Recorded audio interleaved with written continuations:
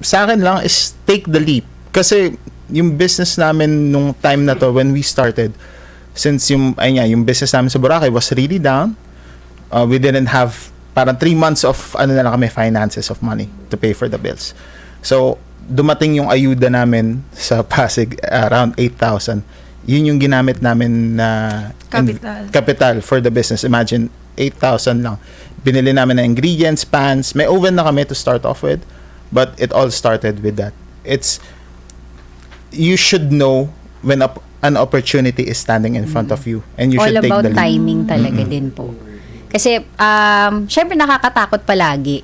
Pero tama po yung sinabi ni Ralph na take a leap.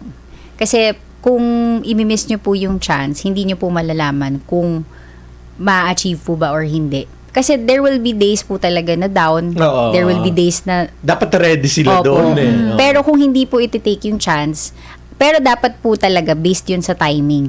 Pag-aaralan po mabuti, pwede rin pong i-test po muna, test the waters, ganyan po. Hindi naman po kailangan na isang bagsak. Mag-overexpand agad. Yun po.